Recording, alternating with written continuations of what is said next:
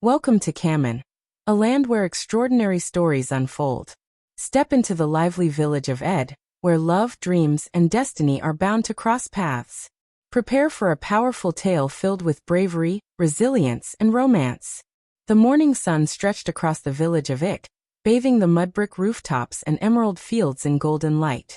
The air was alive with excitement.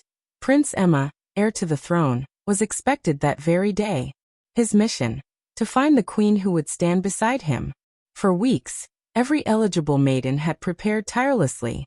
Wrappers were pressed smooth, beads polished until they gleamed, and hair woven into elaborate designs. But not everyone shared in the excitement. In a quiet corner of the village, Amina sat grinding millet for her stepmother, Madame Ngoy. Unlike her stepsisters, who fussed endlessly over their looks, Amina was never treated as a daughter, more a burden than a blessing. To Madame Ngoy, she was nothing more than a servant, someone to carry out every command. Amina, her stepmother's sharp voice rang through the hut. What are you doing there? Take the pot and fetch water from the stream. I need it for cooking. Amina's chest tightened. The stream was far, and the task would take hours. But, stepmother, she said, her voice trembling, the prince is coming today. Couldn't I? Silence. Madame Ngoy cut her off, her face hardening. You think the prince would waste a glance on you? Look at yourself. A girl like you is invisible to royalty. Swallowing her protest, Amina tied her scarf tightly, lifted the heavy pot, and set off down the dusty path. As she walked, she heard the cheerful chatter of the other girls heading to the village square, their laughter rising with the wind. Her heart ached, but she forced the longing aside. Life had never granted her such chances, and she had learned not to dream beyond her reach. At the square, Prince Emma arrived with a splendid procession. Drums thundered, dancers whirled in bright colors, and villagers cheered with joy. The prince, robed in gold and deep green, dismounted with graceful ease. His striking features and commanding presence made many maidens' hearts flutter. But his expression remained unreadable. He was not seeking flattery. He longed for something real, something rare. Meanwhile, at the stream, Amina knelt as the cool water rippled into her pot. The soft breeze offered a moment's peace, until she heard footsteps behind her. Hello, a deep, smooth voice said. Startled, Amina looked up, and froze. Standing before her was Prince Emma himself. She knew him instantly from the tales, yet disbelief gripped her. Why was he here, speaking to her? My prince, she stammered, bowing quickly. Forgive me, No need for apologies, Emma interrupted softly, a faint smile touching his lips. I saw you from the path and thought I'd greet you. Why are you out here alone? Amina hesitated. Should she confess that her stepmother had driven her away? I came for water, she said at last. It is my duty. The prince studied her intently. There was honesty in her voice, a simplicity that set her apart from the carefully rehearsed maidens he had met elsewhere. And your name? He asked. Amina, she whispered. Amina, he repeated slowly, as if testing the sound. It suits you. Before she could reply, the distant noise of the festivities reached them. Prince Emma glanced toward the village, but did not seem eager to leave. Will you be at the square later? He asked, his eyes returning to her. Amina's cheeks warmed. I don't think so, my prince. Back in the village, talk of Prince Emma's visit filled every corner. Market women traded gossip. Young men debated his character, and the maidens retold his every look and word with eager exaggeration. None of them knew about the meeting at the stream. At her home, Madame Ngoy and her daughters Bola and Chiner chattered with excitement. He looked right at me when he stepped off his horse, Bola boasted, twirling her beaded hair. Don't be ridiculous, Chiner snapped. He smiled at me when I greeted him. You were too far back for him to notice. From the corner, Amina listened quietly while grinding pepper, her arms aching from endless chores. She tried to concentrate, but her thoughts drifted to the prince, his kind eyes, his gentle smile, the way he spoke her name. It felt unreal, like a fragile dream. Amina! Madame Ngoy's voice cut through her thoughts. Stop your daydreaming and finish your work. We must prepare, he may return tomorrow. Yes, stepmother, Amina murmured, lowering her head to hide her emotions. At the palace, Prince Emma sat surrounded by advisors, who eagerly discussed the day's events and the women he had met. But Emma hardly heard them. His mind wandered back to the girl by the stream. The one who seemed so genuine, so different. "Your Highness," his chief advisor interrupted. "Have you chosen from among the maidens?" "Not yet," the prince replied, shaking his head. "I need more time." The advisor frowned but nodded. "Very well. We will continue with the visits as planned." Emma gave a distracted nod, but his heart was already set. He had made a silent decision. Before moving on, he would return to Ed. The young prince longed to see Amina once more, eager to learn more about her. The following morning, she was at the market, assisting her stepmother in selling vegetables. Amina worked with quiet focus, arranging baskets of produce, serving customers, but she could feel the eyes of the villagers on her. Their whispers trailed behind her as she moved between the crowded stalls. "Did you hear? The prince was spotted near the stream yesterday." Who was he speaking with? No one knows. Surely not anyone important. Likely just a servant fetching water. Heat rose to Amina's cheeks. She kept her gaze low, praying no one linked her to the rumor. Yet deep inside a small flame of hope flickered. What if the prince did return? What if he truly remembered her? By sundown she was weary. Together with Madame Doyi and her stepsisters, she carried the unsold vegetables home balanced on her head. As they neared the compound, the sound of a crowd reached her ears. Villagers gathered outside their gate, buzzing with excitement. "What's going on?" Madame Doyi demanded, forcing her way through the throng. At the center stood Prince Emeka, his royal presence unmistakable. Turning toward Madame Doyi, he declared with authority, "I have come to speak with Amina." Gasps rippled through the onlookers. Amina's heart nearly stopped. Her stepmother's face twisted in shock and suppressed fury, while Bola and Chinyere exchanged stunned looks. "Amina?" Madame Doyi repeated, her voice sharp and rising. What business could the prince possibly have with her? The prince's expression was unwavering. "I would like a private word with her." The crowd hushed, all eyes fixed on what would unfold. Amina, trembling but resolute, stepped forward. Her pulse pounded as she felt the villagers' stares, some curious, others doubtful. Madame Doyi's cheeks burned red as she blocked Amina's way. "Your Highness," she said with a forced smile. "Amina is terribly busy with chores. Surely you'd prefer one of my other daughters, Bola perhaps or Chinyere." Prince Emeka did not flinch. "Thank you, Madame Doyi, but my request is for Amina." Her false smile wavered, replaced by a sharp glare toward Amina. "Go inside. Now." Before Amina could retreat, the prince's voice cut through, firm yet gentle.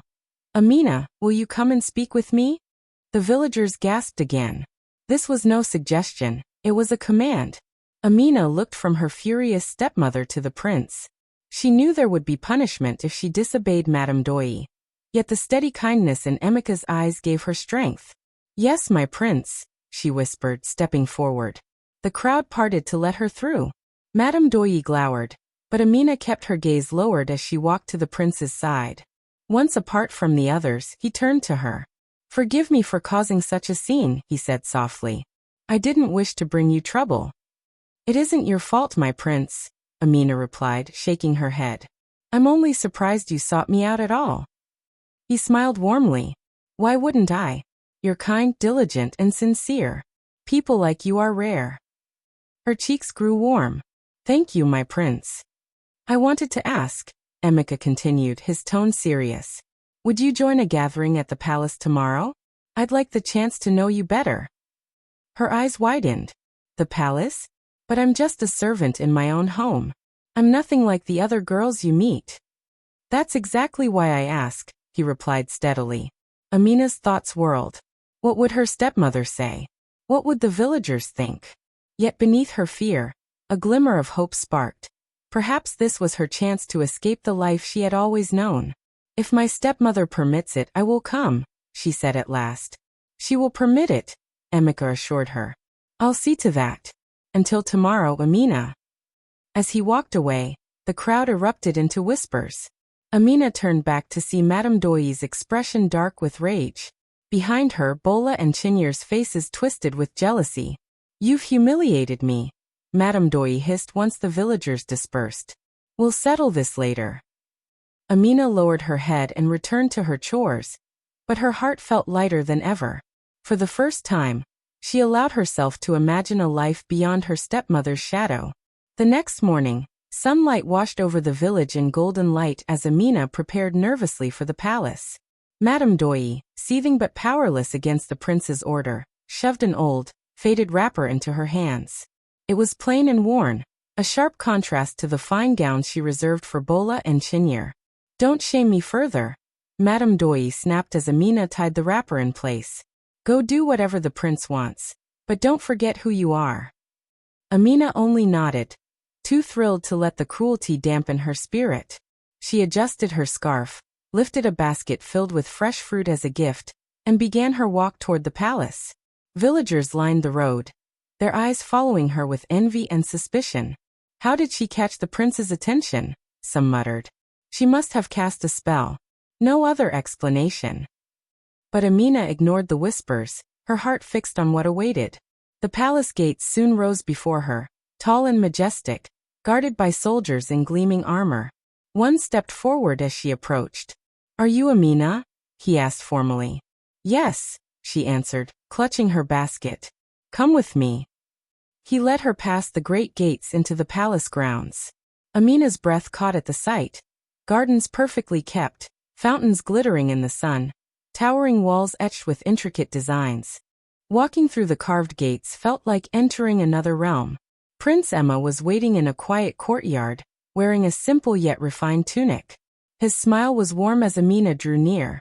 Amina, I'm glad you came, he greeted, his voice as gentle as she remembered. Thank you for inviting me, my prince, she replied, bowing politely. He motioned toward a cushioned bench beneath a blossoming tree. Please don't be so formal today. I want to know the real you. Amina hesitated before sitting, her hands neatly folded in her lap. Emma began asking about her family, her life, and her hopes. At first, she answered carefully, unsure how much to share, but as their conversation unfolded, she felt herself relax. She spoke of her late parents, how her stepmother had taken her in but treated her as nothing more than a servant. She told him of her passion for weaving and her dream of one day selling her own fabrics in the market. Emma listened closely, nodding and asking thoughtful questions. You're remarkably strong, Amina, he said at last. Most in your place would have abandoned their dreams, but not you. Her cheeks warmed at his words. Thank you, my prince. But I don't feel strong. I simply keep going because I have no other choice. That, he replied, holding her gaze, is exactly what makes you strong. And it's why I believe you deserve more than the life you've been given. A swell of gratitude rose in Amina's heart. For the first time, she felt truly seen and valued. As the sun sank lower, Emma stood. Thank you for sharing your story with me. This is not the end. It's the beginning. I have plans for you. But for now, let me walk you home. They returned to the village together, the prince's presence drawing astonished looks from everyone they passed. At her compound, he paused. I'll be back soon, he said softly. Take care of yourself, Amina. She stood at the gate, her heart torn between joy and uncertainty. Whatever awaited her, she knew her life was about to change forever. News of Amina's visit to the palace spread rapidly, reaching every corner of the village. Some admired her sudden rise, while others, like Bola and Chinyere, seethed with envy. Madame No's fury was unrestrained. How dare you bring such attention to this house, she snapped. Do you think you're better than my daughters now? Amina lowered her head, enduring the scolding in silence. Deep down, she clung to Prince Emma's kind words. They shielded her from her stepmother's wrath. The next morning, a royal messenger arrived with an invitation. Amina was to attend a grand feast at the palace, where nobles from across the kingdom would gather. Madame No argued furiously, insisting Amina was unworthy, but the messenger's firm stance left no room for refusal. With no fine garments to wear, Amina spent long hours weaving a fabric of her own. Thread by thread, she poured her dreams and determination into it, creating a modest yet graceful outfit. When the feast arrived, Amina felt out of place among the glittering gowns and jeweled finery. But Prince Emma's reassuring smile steadied her nerves. He introduced her with pride, speaking of her strength and character. For the first time, Amina felt she truly belonged. Not all shared that sentiment. Among the nobles was Lady Agochi, who had long dreamed of marrying her daughter to the prince. Watching Amina with disdain, she approached with a saccharine smile. "You must feel so out of place here, dear. After all, this is not your world." Amina met her gaze calmly. "You're right. But I believe people can rise above where they come from." Lady Agochi's smile faltered, and she withdrew in defeat. Emma, who had overheard, was moved by Amina's composure. Later, as the evening drew on, Emma rose to address the gathering. "In my search for a queen, I have met many women. But one stands apart, not for wealth or status, but for her heart, her strength, and her truth." The room fell into silence as he turned to Amina. "Amina, will you walk beside me, not only in the palace, but in life?" Gasps rippled through the hall. Trembling, Amina rose. "Yes, my prince. I will." Thunderous applause erupted, though not every clap was sincere. Lady Agochi and others scowled, but Amina paid them no mind. She had overcome too much to be shaken now. Back in the village, her engagement sparked celebration. Even Madame No, though begrudgingly, acknowledged her triumph. Bola and China avoided her, unable to mask their jealousy. On the palace balcony, Amina gazed out at her new home, her heart filled with gratitude. Her journey had been fraught with hardship, but it had made her stronger. With Emma at her side, she was ready for whatever the future held. The days before their wedding were filled with joy and preparation. Villagers and nobles alike marveled at how a simple village girl had won the prince's heart. Once overlooked and mistreated, Amina now stood at the center of a celebration.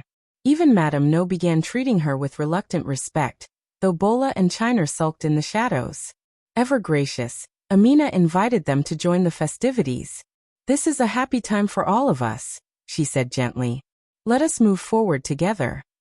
At last, the wedding day came.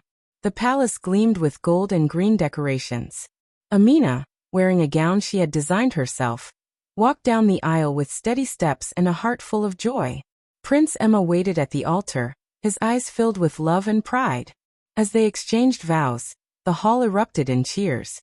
Villagers seated among nobles rejoiced as if one of their own had risen to the stars. Amina's journey had become a source of inspiration. After the ceremony, Prince Emma addressed the crowd. "Amina has taught me the value of humility, resilience, and love. Together, we will rule not with power, but with compassion and understanding." Her path from the village stream to the royal palace had been long and difficult, but also deeply rewarding. Moral of the story: this tale reminds us that kindness, humility, and resilience can lead to great rewards. No matter how hard life may seem, staying true to yourself and persevering through trials can open doors you never imagined. Amina's story proves that true worth lies in character, not in wealth or status. Thank you for watching the Stream of Destiny. If you were inspired by Amina's journey, don't forget to like, comment, and subscribe for more moving stories. Share this video to spread the message of resilience and kindness. Tell us in the comments, what lesson did Amina's story leave with you? See you in our next adventure.